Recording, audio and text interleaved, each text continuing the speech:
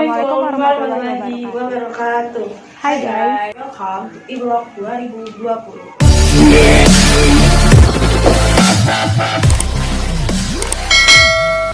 Kenalin, gue Hana. Dan aku Venia akan menjadi host e-vlog 2020 kali ini. Sebelumnya gimana nih kabar teman-teman semua? Semoga dalam keadaan baik terus ya. Amin, walaupun kita di rumah aja nih ya, kita tetap harus jaga kesehatannya, apalagi di masa kondisi pandemi kayak gini. Nah, kita di sini bakal bertemu seorang narasumber yang luar biasa. Narasumber ini akan memberikan pengalamannya dia gimana sih kehidupan pas kampus tuh. Nah, kita juga bakal tahu nih tips and trick cari jodoh. Tapi lumayan tuh. Tips and trick tentang pekerjaan gitu guys. Oke, gak bakal lama-lama, kita tanya-tanya aja kali ya. Assalamualaikum warahmatullahi wabarakatuh. Perkenalkan, nama saya Aska Elzifah Dinillah. Kalian bisa panggil saya Aska. Saya merupakan lulusan Ilmu Ekonomi IPB angkatan 48 dan sekarang saya bekerja di Bank Indonesia sebagai asisten manajer. Waktu kakak masih di kampus, kakak kepikiran nggak mau kerja di mana atau mau melakukan apa setelah lulus? Jadi dulu itu memang saya sudah punya cita-cita, saya sudah punya planning nanti ketika lulus saya mau jadi apa gitu. Kalau dulu sih saya rencana pengen jadi dosen gitu, atau bekerja di lembaga pemerintahan yang bergerak di bidang penelitian atau kebijakan. Nah waktu itu kak, waktu selama di kampus, apa sih kak yang kakak lakuin biar bisa mencapai tujuan kakak itu? Persiapan saya untuk bisa menggapai impian saya atau cita-cita saya, ya karena saya pengen jadi dosen, biasanya kan dosen minimal S2 ya. Jadi waktu itu saya ambil program fast track, menambah lagi jenjang pendidikan saya selama 1 tahun untuk menyelesaikan S2. Pikiran saya kan biasanya dosen-dosen itu keren-keren ya, maksudnya presentasi di luar negeri, bikin paper yang bagus gitu. Nah saya sudah mikir di situ tuh, gimana ya cara bikin paper yang bagus gitu dengan tata bahasa Inggris yang baik dan benar. Nah dari situ saya mulai tuh les bahasa Inggris gitu. Waktu itu saya ikut TOEFL, terus saya juga sempat ikut les conversation gitu selama perkuliahan, ikut perlombaan sama seminar paper berskala nasional dan internasional. Jadi itu sangat memberikan pengalaman. Kakak pernah ikut kepanitiaan atau organisasi apa kak waktu dulu selama di kampus? Organisasi dulu pas waktu tingkat 1 saya sempat ikut LDK Al-Huriyah, ikut tutor sebaya gitu. Karena memang pada dasarnya saya suka ngajar gitu kan. Nah, dan saya juga pengen jadi dosen. Jadi tutor sebaya di sini bisa menyalurkan minat saya gitu untuk bisa mengajar temen gitu. Jadi ada kepuasan tersendiri kalau misalnya seseorang yang kita ajar itu ngerti apa yang kita ajarkan kayak gitu. Dan niatnya memang untuk membantu teman-teman yang lain juga sih. Saya bergabung ke BMFM di tingkat 2 bidang pendidikan gitu ya. Karena emang passionnya udah itu. Terus pas satu tingkat 3 saya gabung ke BMKM gitu. Dan di BMKM ini saya lagi-lagi berkutat di bidang atau Kementerian Pendidikan gitu karena emang udah suka ya. Dan ketika di tingkat akhir saya cenderung melepas organisasi saya karena di tingkat akhir itu saya harus fokus skripsi dan saya harus fokus ikut kuliah.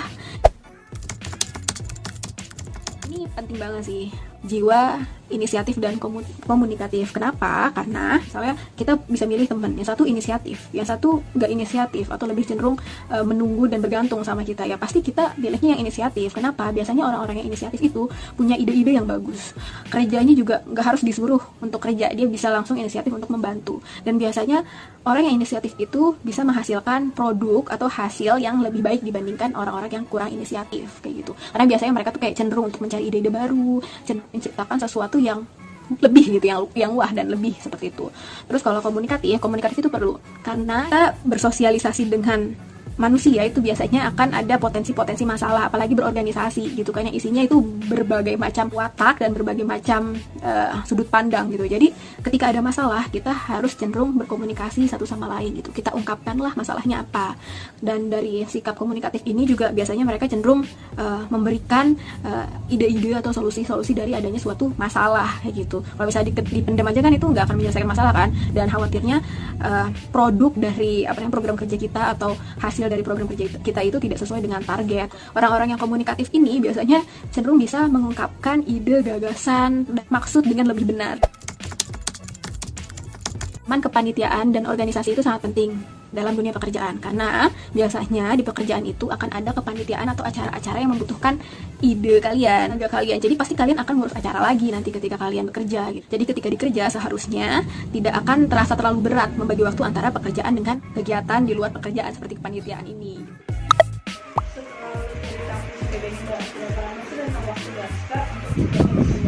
Jedanya mungkin sekitar beberapa minggu gitu sebelum saya masuk pekerjaan pertama saya.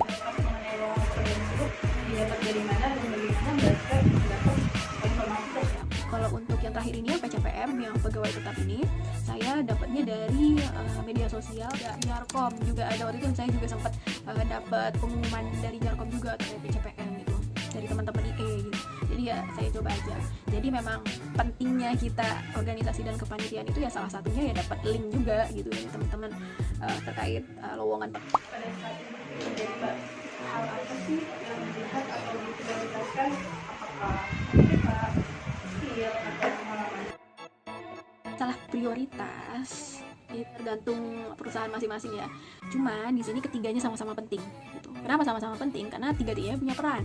Nah, kalau IPK itu, kalau misalnya kalian pengen bekerja di suatu perusahaan, mostly punya standar minimum IPK. IPK itu ya sebagai awal kalian untuk bisa seleksi tahap selanjutnya. Memang nggak semua perusahaan membutuhkan minimum IPK, cuman kan kalian memposisikan diri aja sebagai perusahaan. Ya kalau kalian nggak tahu orangnya seperti apa, biasanya kan dilihatnya dari IPK-nya dulu. Dan pengalaman itu juga perlu. Sebagai HRD ada 2 orang yang IPK-nya sama. Nah, kalian menentukan orang ini mana nih yang dipilih. Nah, itu dengan salah satunya adalah dengan skill atau pengalamannya gitu. Misalnya satu pengalaman, oh ini pengalaman panitiaan ini, organisasi ini, juara ini gitu misalnya. Dan satunya lagi dia kupu-kupu gitu misalnya, kuliah pulang gitu. Nah, kalian lebih prefer mana gitu? Ya pasti yang lebih banyak pengalamannya gitu kan. Karena biasanya yang punya pengalaman itu mereka lebih cepat untuk belajar gitu. Terus habis itu lebih percaya diri. Terus lebih mudah mingle gitu, bergaul dengan orang lain. Skill standarnya ya, kalian harus bisa Microsoft Office, itu biasanya kan seperti itu ya. Kayak kalian belajarlah Excel, formula-formula Excel gitu, terus habis itu semacam pivot, VLOOKUP dan lain sebagainya. Kalau di tempat saya itu mengolah data, kalau saya biasanya pakai Ivios atau pakai Stata gitu. Karena sekarang kan udah zamannya globalisasi ya. Coba kalian belajar nulis laporan kan bahasa Inggris gitu, atau belajar conversation juga, skill public speaking ya, untuk bisa presentasi di depan atasan. Cek dulu langkah-langkah atau seleksinya seperti apa gitu. Ada tes TPA, ada tes ke bank sentralan, ada tes bahasa Inggris, lalu ada tes ekonomi umum. Kalian bisa cari-cari sih di Google, biasanya banyak gitu pengalaman tes PCPM atau pengalaman tes PCS gitu. Nah, kalian bisa tuh mulai belajar gitu. Kalau misalnya kalian merasa bahasa Inggris kalian masih kurang, kalian belajarlah gitu. Kalau kalian merasa ngitung kalian kurang, ya kalian biasakanlah latihan gitu, ulang ikut mikro makro gitu. Kalau ke bank sentralan kalian bisa baca-baca materinya di website BI gitu. Banyakin ibadah, berdoa, minta doa orang tua, itu penting banget. Jadi kita nggak bisa penuhnya memasrahkan seleksi ini dari usaha kita aja.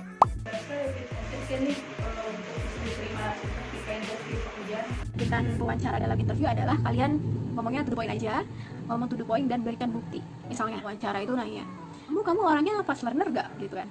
Terus habis itu kalian jelasin, iya pak saya ini fast learner, terus habis itu saya ini gini, dan misalnya kalian jadinya muter-muter gitu, itu kan jadi malah membingungkan yang wawancara kan. Nah, tips-nya adalah kalian berikan contoh, misalnya, iya pak saya fast learner dulu ya pak, dulu pak saya tuh pernah dikasih tugas sama dosen saya untuk ngolah data pak dengan metode A gitu. Nah, saya belum pernah pak pakai metode itu, terus saya dikasih deadline cuma 3 hari. Ya emang gak mau saya belajar sendiri deh pak gitu. Tapi alhamdulillah pak, dalam jangka waktu 3 hari itu saya berhasil ngolah data sesuai dengan keinginan dosen saya gitu. Jadi berikan bukti. Ada karya kerjaan itu tuh buat para lulusan baru atau baru pertama kali bekerja ini. Pekerjaan yang cocok untuk mahasiswa fresh graduate itu biasanya menurut pandangan saya pekerjaan yang diawali dengan training, bukan pekerjaan yang membutuhkan atau pengalaman bertahun-tahun. Biasanya kan ada tuh kayak trainee, terus habis itu ODP, terus habis itu kalau di Bank Indonesia itu ada pembukaan PCS, ada pembukaan PCPM gitu. Nah, itu biasanya diawali dulu dengan training sekitar beberapa bulan atau sampai sekitar 1 tahun gitu. Dan itu menurut saya cocok sih buat teman-teman. Nah, kakak punya saran nggak nih kak atau pesan buat kita-kita yang masih kuliah biar kita bisa mencapai cita-cita kakak? Saran saya yang pertama adalah kalian harus yakin dengan cita-cita kalian dulu. Kalau misalnya kalian udah punya cita-cita, kalian bikinlah plan B cita-cita kalian. Kayak saya pertama pengen jadi dosen. Terus kalau nggak jadi dosen nggak apa-apa lah, bekerja sebagai peneliti atau bekerja di bidang yang sifatnya penelitian atau kebijakan gitu. Nah, setelah itu sesuaikanlah kemampuan kalian dengan target kalian. Jangan sesuaikan target kalian dengan kemampuan kalian. Ketika kalian udah punya target yang lebih tinggi dibandingkan kemampuan kalian, kalian kejar kekurangan kalian itu gitu. Nah, kayak misalnya saya tadi yang saya bilang saya pengen jadi dosen, tapi misalnya cara nulis bahasa Inggris saya yang masih biasa-biasa aja ya, saya coba untuk kursus. Jangan menyesuaikan cita-cita dengan kemampuan. gitu. Kalau kayak gitu kan jadinya ya kalian akan berada di zona nyaman terus kan gitu, dan gak selamanya berada di zona nyaman itu baik.